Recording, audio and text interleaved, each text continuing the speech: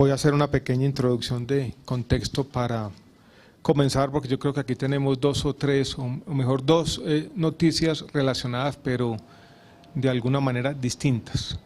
Una tiene que ver con una innovación del sistema de salud, podríamos decir la presentación del protocolo para el diagnóstico y tratamiento de niños en el espectro autista. Pero la otra es un cambio en la jurisprudencia de la Corte Constitucional y concomitantemente a ese cambio y a la existencia del nuevo protocolo, yo creo que hay una noticia que tiene implicaciones financieras, porque de alguna manera con estas dos cosas, con el protocolo y con el cambio en la jurisprudencia de la Corte desde el año pasado, le estamos poniendo coto a abusos sistemáticos que se han presentado en el sistema de salud con recobros relacionados a terapias conductuales o terapias ABA o llamadas de esa forma, sin ningún tipo de evidencia de costo-efectividad y que se habían convertido sobre todo en algunos departamentos de la costa Caribe en una forma de defraudar de manera sistemática el Sistema General de Seguridad Social en salud. Solo para darles un dato, yo no sé si en el comunicado de prensa está la gráfica, que es impresionante. En el año 2006 tuvimos 134 tutelas por 240 millones. En el año 2014 ya tuvimos 31.000 tutelas por más de 62.000 millones de pesos en lo que se llamaba genéricamente terapias ABA, en muchos casos terapias con animales sin ningún tipo de costo de efectividad, que vuelvo y repito, eran un fraude del sistema y un engaño a muchas familias y niños de nuestro país. Teniendo en cuenta esta problemática que habíamos identificado ya 2 años y medio atrás y teniendo en cuenta de la misma manera un mandato de la ley estatutaria en salud que nos dice, y ese es un espíritu que tenemos que retomar en todas nuestras decisiones, que solo este sistema puede pagar por aquellas tecnologías, procedimientos, tratamientos que tengan evidencia. Comenzamos a trabajar desde hace unos meses, desde hace aproximadamente 1 año en este protocolo. Yo creo que Héctor nos va a dar algunas pistas de cómo se hizo la revisión sistemática de la literatura clínica al respecto. Al mismo tiempo comenzamos a interactuar con la Corte Constitucional para de alguna manera hacer un intercambio sobre la evidencia. Eso llevó, y quiero leerles de manera rápida, a la Corte Constitucional en su sentencia T-802 del año pasado, del año 2014, a cambiar de manera sustancial su jurisprudencia en este caso. En la mayoría de las acciones de tutelas acumuladas, la Sala Quinta de Revisión de la Corte Constitucional decidió revocar el fallo que obligaba a las EPS a la realización de terapias conductuales o terapias ABA, sobre todo aquellas que habían sido dirigidas a algunas IPS en particular. Entonces, vuelvo y repito, aquí tenemos, ya siquiera vamos a explicar los elementos esenciales del protocolo, pero tenemos una innovación. Colombia es de los primeros países de la región que ya tiene un protocolo bien definido para el diagnóstico y tratamiento de niños en el espectro autista, y al mismo tiempo vamos a ordenar la forma como se hacen los recobros a nuestro sistema de salud y vamos a acabar, ojalá de manera definitiva, muchos abusos. Yo creo que es bueno advertir a ustedes que de alguna manera interactúan en varias partes del país, y ese es un tema complejo. Algunas de estas IPS comienzan a manipular los medios de comunicación, o sea, comienzan a decirle a la familia, vayan y denuncien que nos están negando tratamientos. Los tratamientos que están negando son tratamientos que básicamente se habían constituido en un fraude del sistema de salud, sobre los que no existe ninguna evidencia y que en muchos casos se estaban pagando a precios exorbitantes. Yo creo que eso hay que tenerlo en cuenta. ¿Por qué no nos da, Héctor, si quiere, los elementos esenciales del protocolo? Y después, Carmen, podemos explicar un poco algo cómo estas mismas terapias ABA para algunas EPS que operan en la costa Caribe se habían convertido en un problema que incluso estaba amenazando su viabilidad financiera. Se producen, después de revisar juiciosamente la evidencia científica, después de compaginar esa evidencia con los expertos en los temas y obviamente compadeciéndose de las expectativas de los pacientes. Se diferencian en que un protocolo toma una sola arista de una intervención en salud y en este caso terapias ABA para informar pues las decisiones que deben tomarse en la práctica clínica. Este protocolo empezó a construirse hace cerca de 1 año, se hizo una revisión rigurosa de la evidencia respecto primero a qué es ABA. ABA, solamente a modo de recorderis, quiere decir análisis de comportamiento aplicado. Es una técnica de las ramas del conocimiento de la psicología comportamental que empezó a aplicarse en los años 60 con una orientación específica, y en nuestro país, como lo dijo el señor ministro, empezó a utilizarse para muchas cosas: para parálisis cerebral, para trauma craneoencefálico, para malformaciones craneanas, para síndrome Down y para trastorno de espectro autista y trastorno de hiperactividad, entre otras cosas. Obviamente nuestra función como agencia de evaluación de tecnologías es, en pro de los pacientes, encontrar la mejor evidencia disponible para informarles cuándo una tecnología sirve y cuándo no funciona realmente de acuerdo a lo que ellos esperan. Entonces, se hizo una revisión amplia de la evidencia, se revisaron 12 guías de práctica clínica de diferentes países. Después de mirar la calidad de evidencia que tenían estas guías, solamente 2 fueron sobresalientes: la de NICE en Inglaterra y en Gales, y la de SIGN, que es la de la agencia escocesa. Y se revisaron 115 revisiones sistemáticas de la literatura que englobaban diferentes artículos. Simplemente para aclarar, una revisión sistemática lo que hace es que revisa múltiples artículos publicados en un mismo tema, artículos científicos, y concluye. De estas, solamente 3 revisiones sistemáticas mostraron evidencia alta, media y moderada respecto a los beneficios de las terapias ABA en una indicación específica que es autismo. Respecto a las otras indicaciones, síndrome Down, parálisis cerebral y otras, no se encontró evidencia científica que apoye que las terapias ABA son útiles para mejorar las condiciones de los pacientes. Entonces, después de estos hallazgos, se trabajó con un grupo de expertos donde hay neuropsicólogos, psicólogos, pediatras, entre otros especialistas, bajo la mirada de expertos veedores y participación de algunos pacientes o sus representantes, y se construyó un protocolo que termina siendo una ganancia para el país, porque lo primero es que enuncia cuáles son los criterios para sospechar trastorno de espectro autista. Creemos que la intención no es hacerle el quite a los pacientes que padecen de este trastorno, al revés, es identificarlos tempranamente y ponerlos en tratamiento de calidad y con estándares basados en evidencia. 2, define cuáles son los criterios diagnósticos, define cuál es el grupo multidisciplinario de diferentes saberes que deben trabajar con un niño que padezca este trastorno, define cómo debe establecerse un plan de trabajo, cómo deben hacerse derroteros, cómo debe hacerse una historia clínica que va desde la fase perinatal, prenatal y postnatal. Y podríamos apostar que no todos los prestadores de servicios ABA en el país están siguiendo esos principios de buena práctica. Establece también cómo cada 6 meses los padres y los especialistas que están al cuidado del paciente deben hacer planes de trabajo y hacerle seguimiento al paciente para validar que vaya avanzando. Y adicionalmente desaconseja algunas cosas, como por ejemplo la sombra terapéutica, dado que lo que se espera de un niño con trastorno de espectro autista es que se le haga un plan de trabajo y se reincorpore, se vincule a su contexto, vaya avanzando y no necesariamente tenga intervenciones de más de 8 horas por día que de alguna manera lo aíslen de su entorno natural. Entonces, en términos generales, esta fue la manera de construirlo, y algunos enunciados que he hecho respecto a las recomendaciones más generales. Si quiere, yo resumo un poco el tema de esta manera. Tenemos las terapias de análisis de comportamiento aplicado, terapias ABA. Una primera parte que se dice que es importante, y ya lo dijo el doctor Héctor Castro, es decir, esto aplica para los niños con trastorno del espectro autista. Para otras patologías, incluido el síndrome de Down, el síndrome de hiperactividad, la parálisis cerebral y otras, no aplica. Yo creo que ese es un primer punto importante. Y eso, para la otra no. O sea, terapias ABA para autismo sí, y para las otras, incluidas aquellas que acabo de mencionar, no. Primer punto importante. Segundo, se hace una definición clara de lo que es ABA. Una forma de definirlo, entre otras que tenemos aquí, es por exclusión, es decir, ¿qué no es ABA?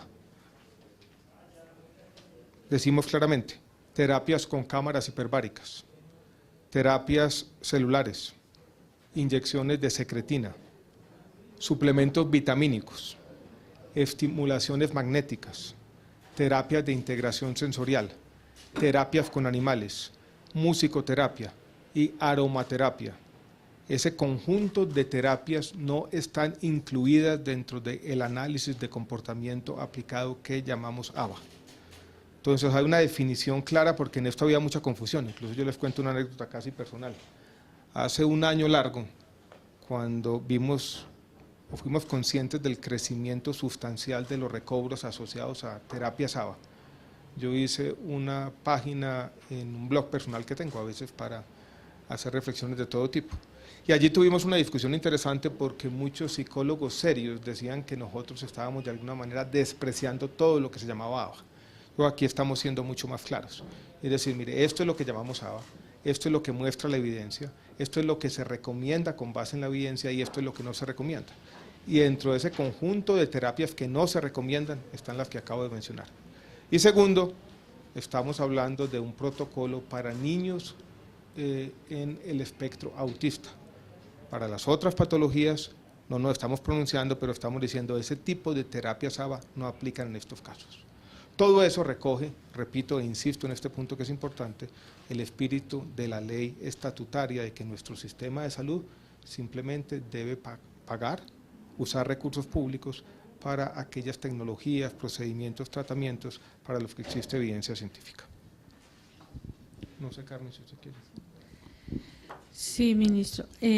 Aquí más o menos tenemos unos datos de cobros por este tipo de tratamientos para niños víctimas del espectro autista de 12.000 millones de pesos solamente en la costa, sin contar los cobros directos a los padres, muchos de los cuales seguramente habrán hecho cuantiosas inversiones con la esperanza de ver algún tipo de recuperación en sus hijos.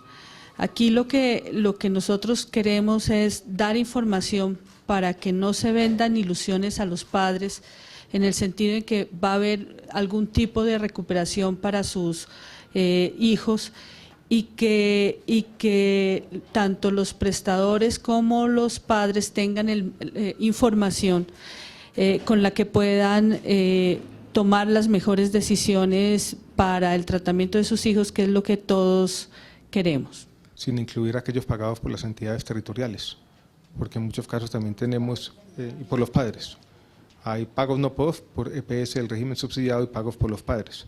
Estos crecen de 240 millones en el año 2006 a un valor superior a los 62.000 millones en el año 2014.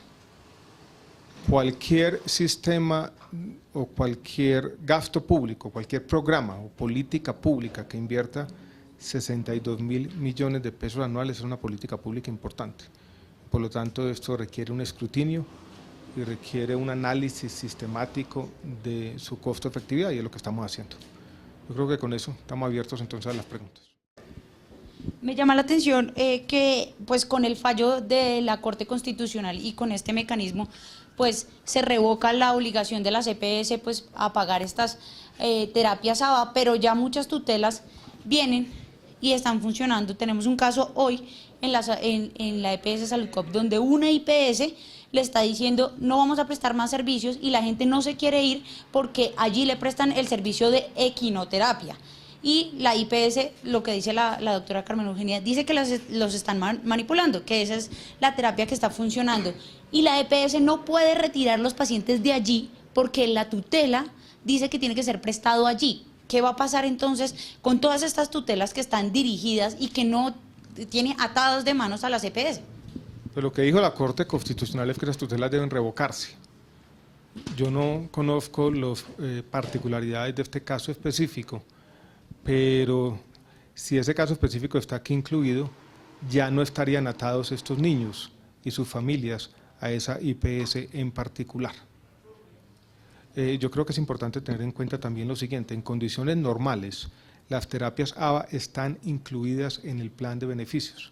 Lo que pasa es que este otro tipo de terapias distintas, con más énfasis en aspectos de educación que de salud, eran las que generalmente se ordenaban por tutela y se recobraban entonces al FOSICA.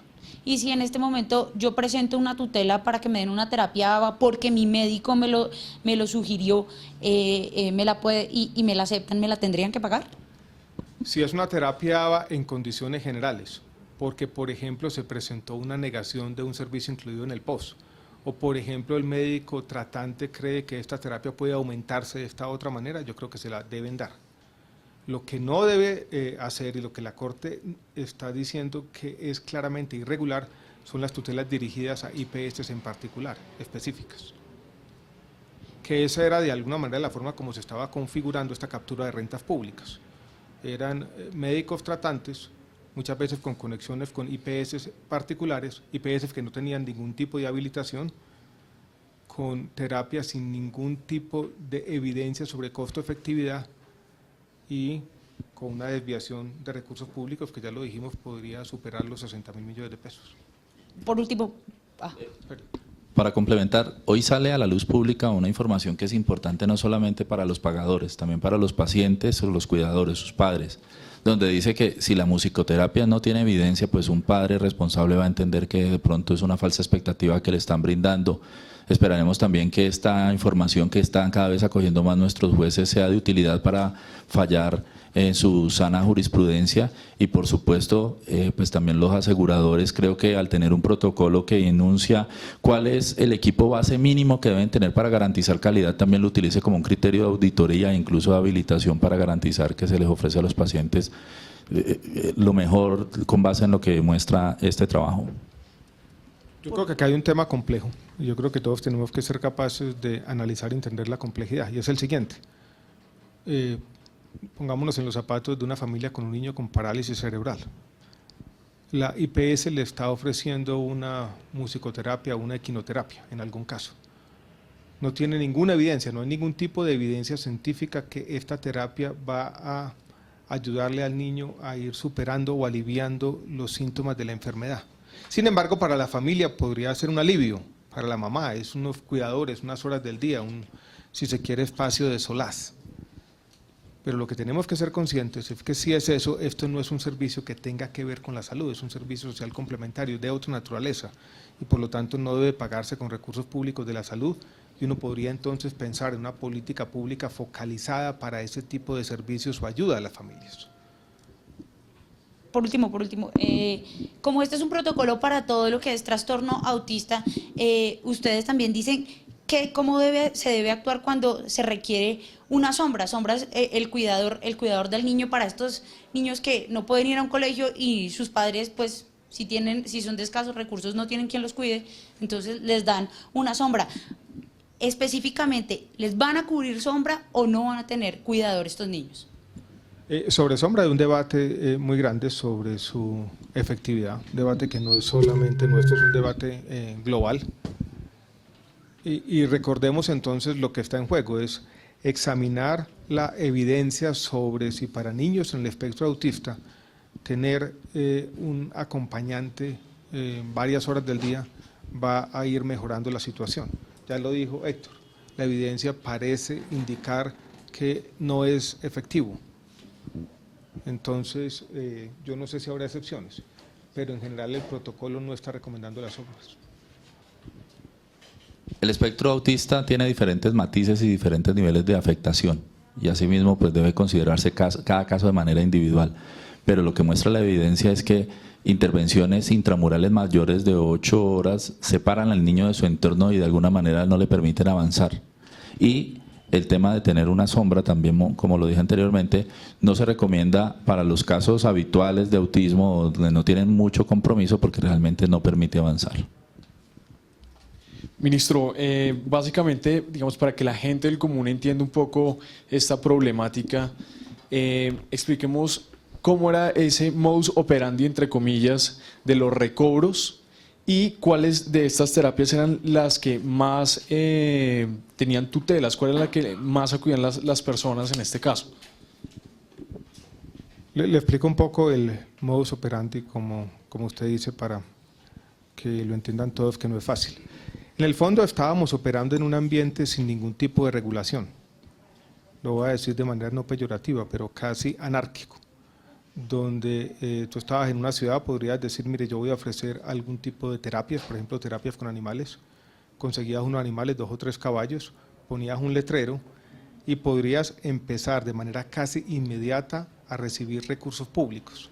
¿Cómo hacía? Puede haber un médico tratante, probablemente relacionado con esta nueva IPS, que diga, mira, ya están ofreciendo ese tipo de servicios, ponían una tutela, el juez dirigía la atención hacia esa IPS en particular y la EPS entonces tenía que pagar por las terapias, 2, 3, a veces 4 millones de pesos mensuales y tenía que recobrar esos recursos al FOSIGA en el régimen contributivo, que es donde más teníamos este tipo de problemas. Lo que pasaba muchas veces es que el FOSIGA glosaba esa cuenta, decía, mire, ese tipo de terapia, porque no es costo efectiva, o está centrada más en aspectos que tienen que ver con educación que con salud, parece más un servicio social que un tema asociado a una atención en salud, yo no se la voy a pagar. Entonces terminaba pagándose con el patrimonio de las EPS, siendo en muchos casos, o agravando o exacerbando los problemas financieros, en muchos casos, para ser claro.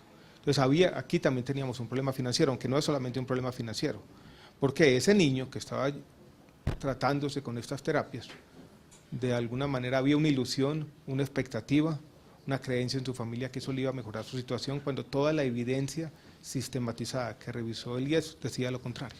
Entonces ahí es donde estaba el problema financiero, pero también una terapia no efectiva, vendida al sistema y a la familia como una supuesta cura o por lo menos un alivio para una enfermedad compleja. Nosotros aquí tenemos una tablita que yo ya se la puedo dar, pero le leo rápidamente los valores y le voy a leer los correspondientes al año 2014, aunque hay una categoría que agrupa muchas donde se nos pueden confundir ciertas cosas. Por equinoterapias o rehabilitación ecuestre, cuando no están confundidas con las terapias ABA, se pagaron casi 3.000 millones de pesos el año pasado, 2.853. Por musicoterapias, 2.325. Por lo que se llama programas de rehabilitación integral, así llamados, de manera general, 13.000 millones. Por terapias ABA, 42.000 millones. Por terapias asistidas con perros, 1.300. Y por terapias sombra, que ya mencionamos, 1.125 millones de pesos.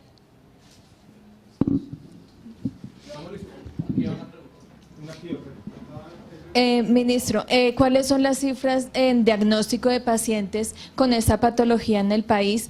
¿Y la infraestructura y los protocolos van a ser suficientes para responder a esa necesidad? Muy buena pregunta.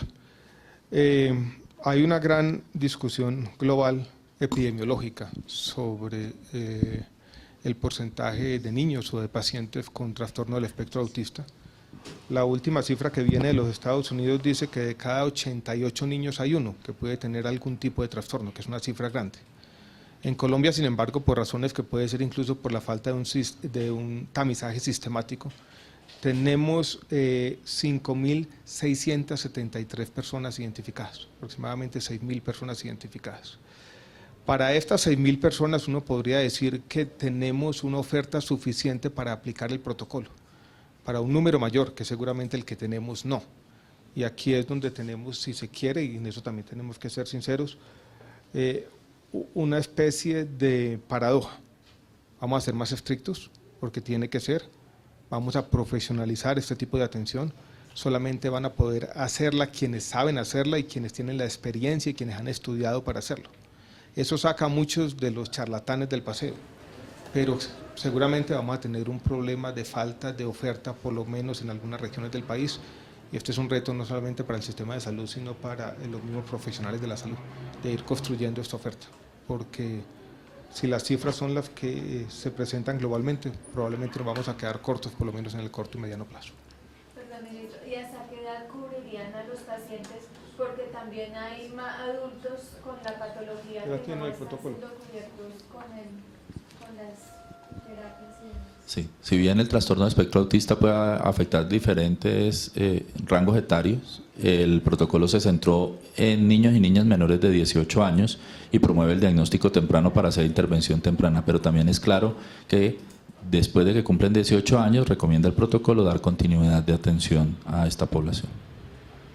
Yo creo que es importante también decir lo siguiente: nosotros trabajamos aquí con las asociaciones de pacientes y los padres de familias agrupados en muchas de estas asociaciones de pacientes con niños con trastornos autistas han celebrado esto como un gran avance.